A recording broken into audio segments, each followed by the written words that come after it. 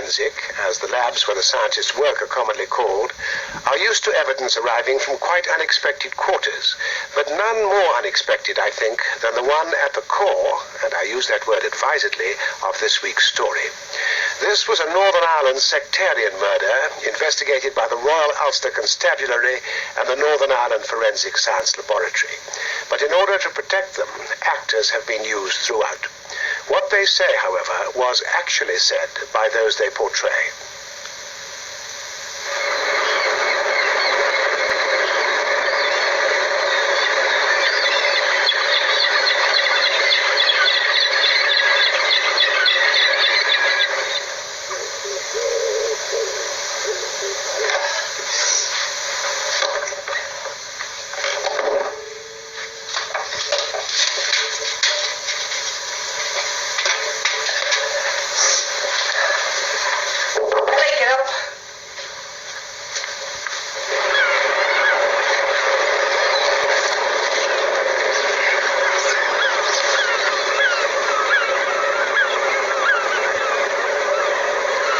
See you night then, boy.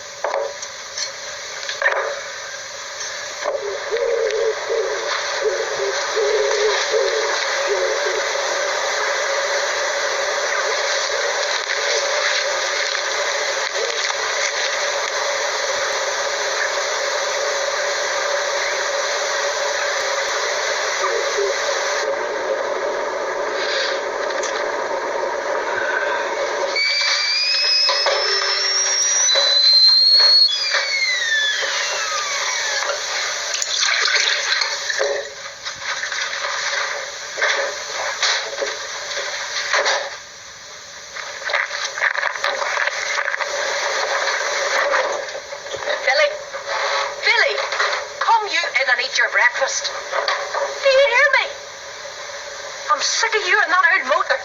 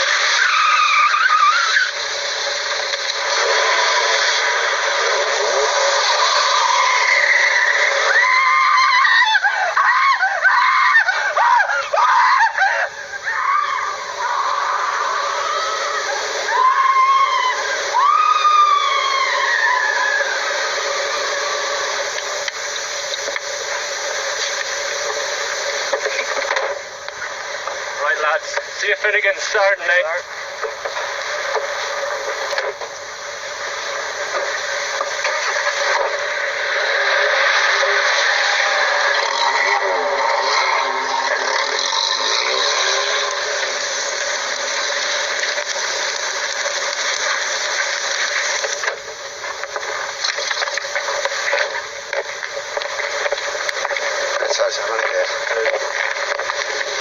lost the agencies?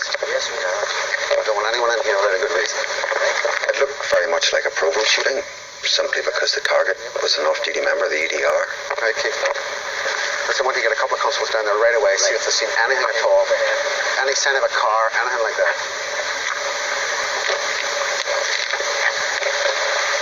The first thing I noticed was that it was excellent grouping. It wasn't a spray job. Whoever had done it was obviously an expert shot, despite the fact that it was at such close distance.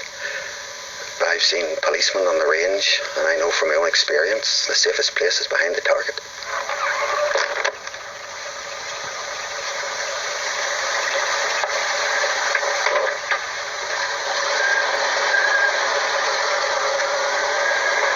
I could see where the grass had been flattened and where he'd moved from one point to another and fired.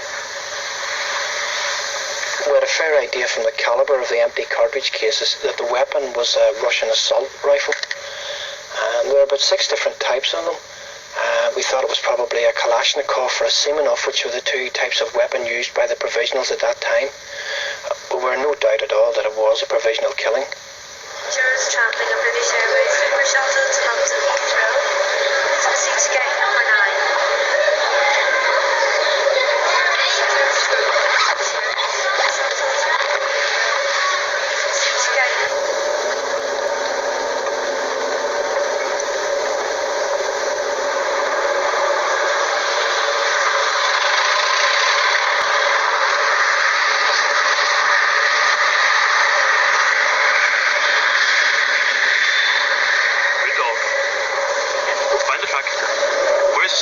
The scent of a human will remain for about 24 hours, so the dog had no trouble in picking up the trail. Back on. Really, we were looking for anything that may have been left behind. A cigarette butt. Good man. Anything that was basically foreign to the scene. Back on. You could see from the number of rounds that had been fired that the gunman would have had to change magazine. So there was the possibility that he'd maybe perhaps dropped a magazine while running away. Track. Good boy. Good boy. Good dog. Good boy. Good boy.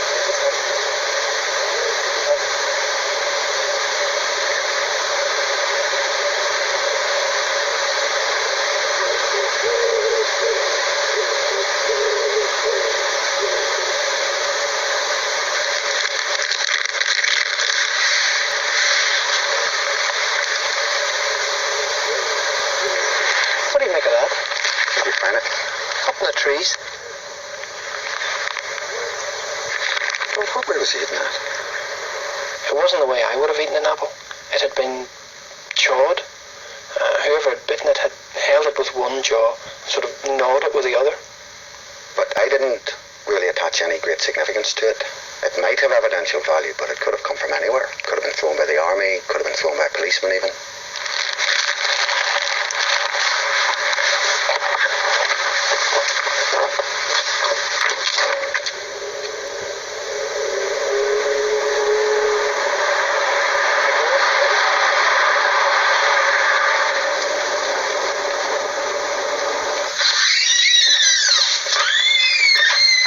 How you doing?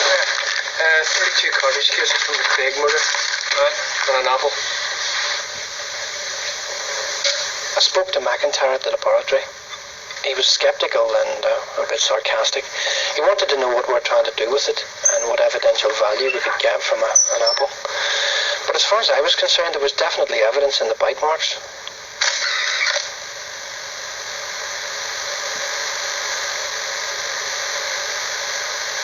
What do you do with an apple? I had no experience at preserving plant tissue, and obviously I didn't want any shrinkage or distortion.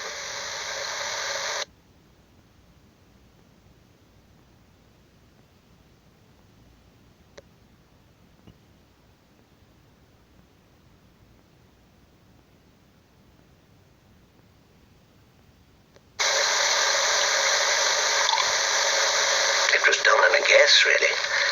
I considered formaldehyde, but thought it might be too harsh, so I added some glycerol and alcohol. I was presented with some spent cartridge cases and some spent bullets which had been recovered from the scene. cartridge cases are marked uniquely by the components in the gun, and no two firearms will produce the same markings. These components are the firing pin, the breech face, the extractor, and the ejector which forces the spent cases out of the mechanism. These markings are unique to this rifle, as unique as fingerprints.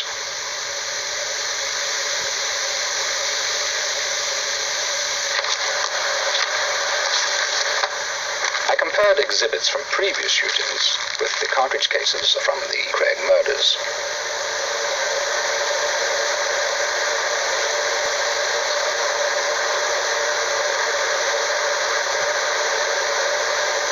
It transpired that this same weapon had been used in 16 separate incidents, murders or attempted murders of police and UDR.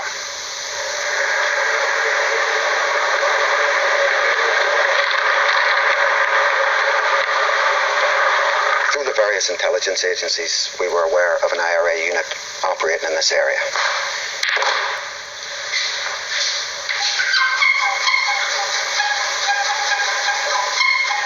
We were convinced that this unit consisted of two brothers, Christopher and Thomas Cassidy.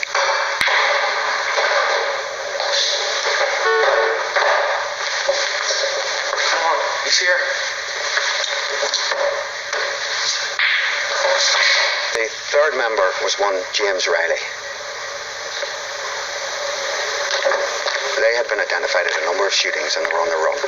They had been on the run for a number of years. They could have been living rough. They could have been living with sympathizers. They could have been living on a boat. They could have been across the border too. But we had no idea where they were. Absolutely no idea.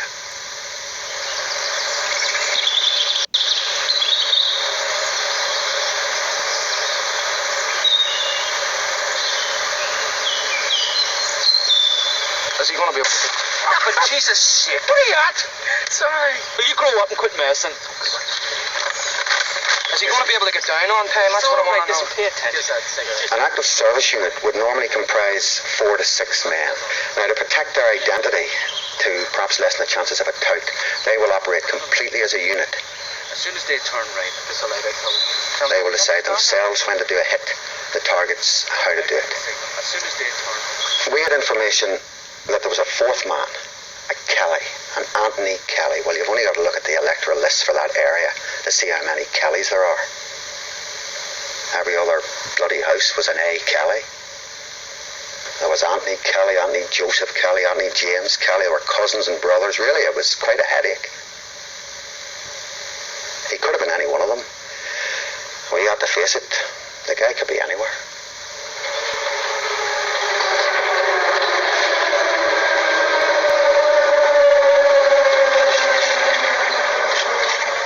All I could do was concentrate on finding the person who'd bitten the apple. What about some of your farm workers? Would they have been up there? Maybe Well, the only one that would have been up a field there would be Andy with a tractor. As far as eating apples are concerned, he'd be too mean to buy apples. Do you remember eating an apple? No. I interviewed the local farmer and farm workers. We found an apple up in the trees by the top road. And of course I interviewed the security forces who'd been at the scene. At the back of my mind, some big peeler had probably eaten it. Did you eat an apple? No. Did you see anyone eat one? No. What about you, Brian? You were up around there to ring, no? No. Is there definitely you didn't see anyone eating one, throwing one down or anything? Good. I'd interviewed and eliminated the 50 or so people who were legitimately at the scene. There was the outside possibility it could have been thrown from a passing car, but it was found 30 feet from the roadway, so that was unlikely too. So we were eventually left in the position that it had to belong to the gunman or an associate. I think it was about then it really dawned on us we could have something here.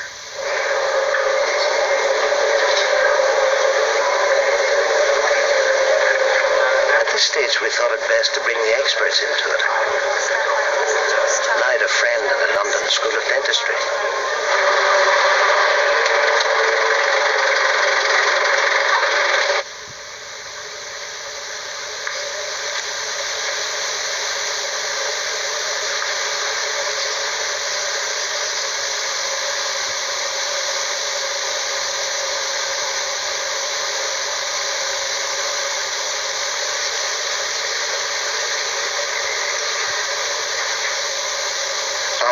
individual would probably have a long, narrow face, a fairly large nose, and a high, sloping, intellectual forehead.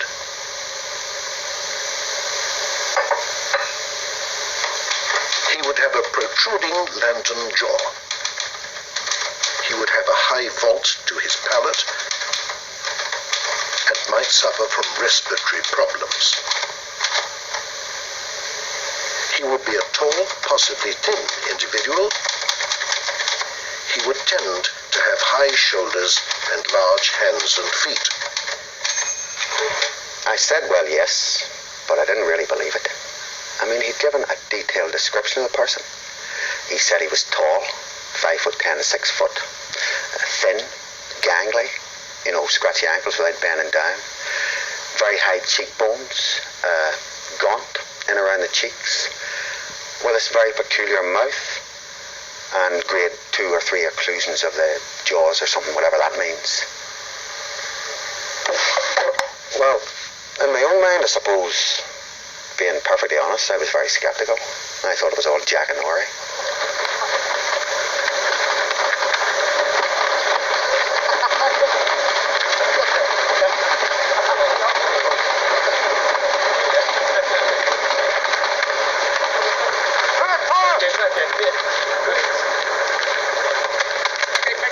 We had photographs of the Cassidy brothers and Riley. None of them had deformed jaws or teeth. And it was quite apparent even to a layman that they weren't the ones. So that just left us for Anthony Kelly. Delta from Papa 70, over. 70 from up Delta, Roger, Over a period of time, the security forces carried out P-checks on Kellys, personnel checks on vehicles. Any Anthony Kelly was brought in for questioning. Right in the road.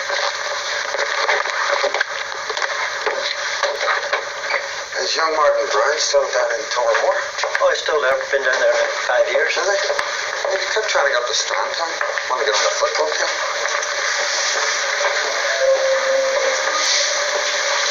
Open your mouth. Open your mouth. Show us your teeth. Thank you. Obviously, you can only take a case so far. And once we had circulated this fella Kelly, there was nothing we could do until we got a Kelly. Or in fact, until we got one of the others. And frankly, I could never foresee that happening. Not unless they engage the security forces or vice versa.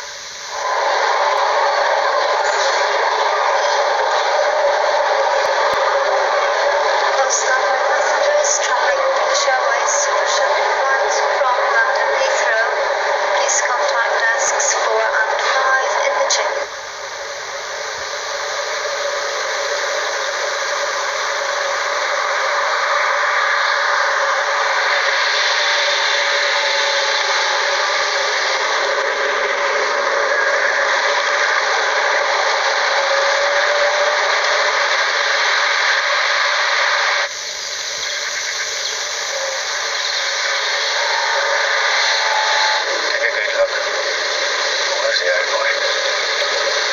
He says, go.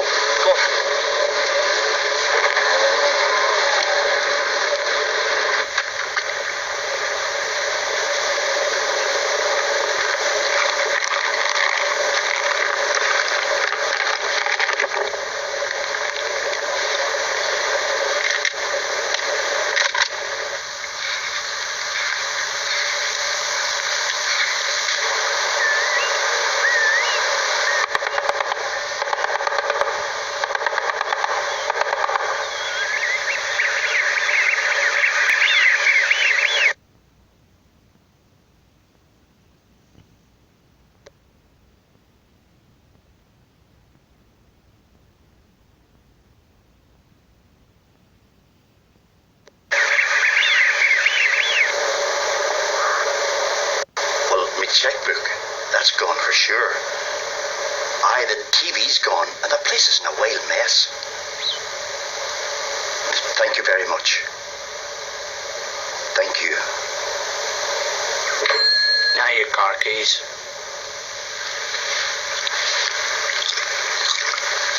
It's all ways up.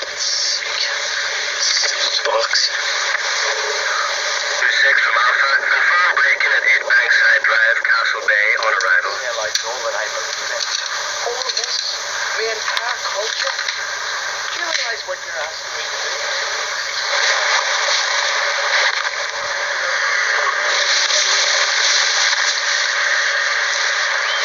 The one that talk about dressing funny?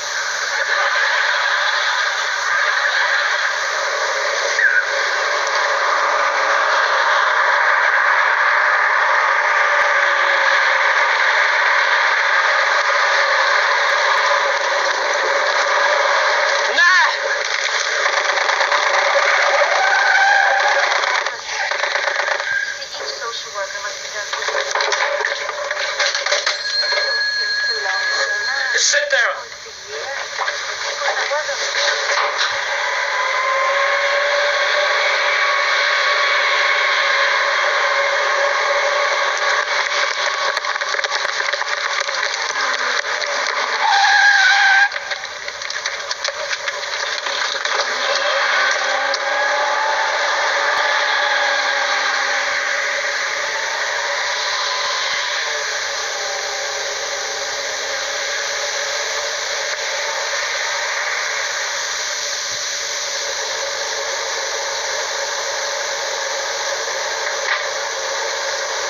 The spent cartridge cases matched those recovered from the fatal shooting of Craig and his son.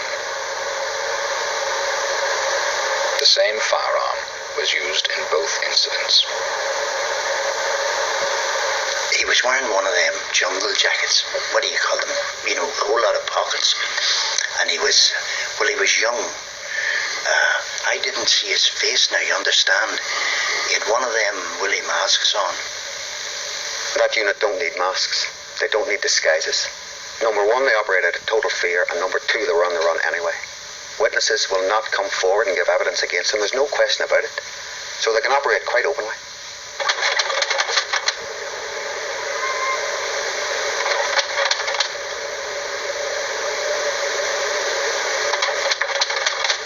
Where the hell were you? Keep me standing at that door there. Get that door closed quick as way you down there.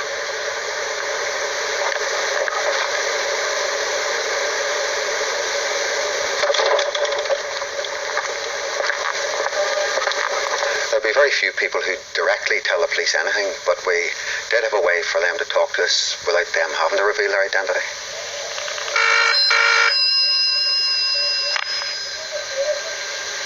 This is a police confidential telephone. Please speak after the tone. I hear you're looking for Tony Kelly. Well, I think I've seen the man you're after. He's back at his mother's house in the Shintala estate. I hear he's running with the boys.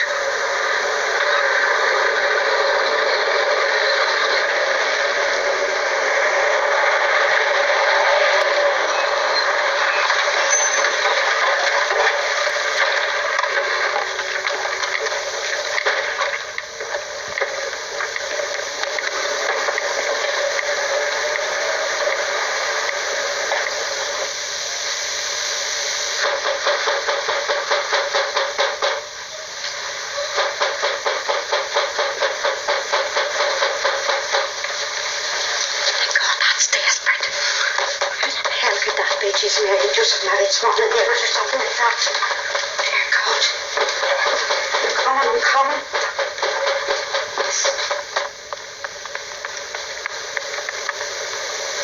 What the hell do you want? We're here for Tony, Mrs. He's not here, Tony's not here. Everything. Wait a hair of that. Go on ahead. You don't have the payment. Come on. You're not getting it.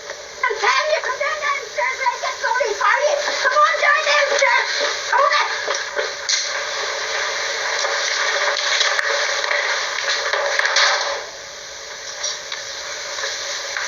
I'd heard they had lifted an Anthony Kelly for the murder of the policeman. I thought, God, they must have him this time.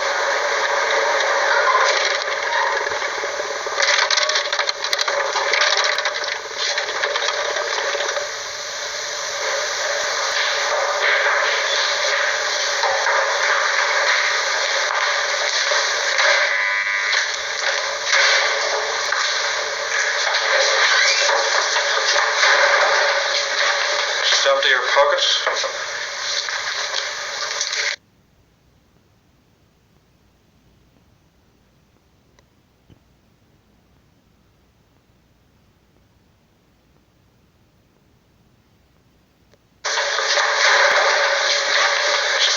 pockets.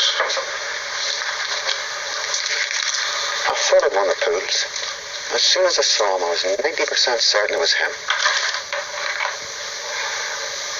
So I went in to interview him, basically to get a closer look at him, to get a longer look at him. It was uncanny. It was the exact image the dental professor described. He got him right in every detail. I couldn't believe it. I mean, how the hell had he done it? Good morning, Mr. Come along, yes.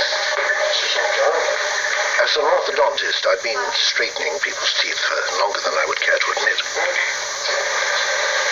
Over the years, one comes to recognize various clinical types and to associate a certain set of physical characteristics with a particular set of teeth. In fact, I will frequently walk into my clinic and, before looking inside the patient's mouth, will attempt to predict the relationship of their teeth by simply looking at their body build. And it is really quite surprising in how many cases one can get it right.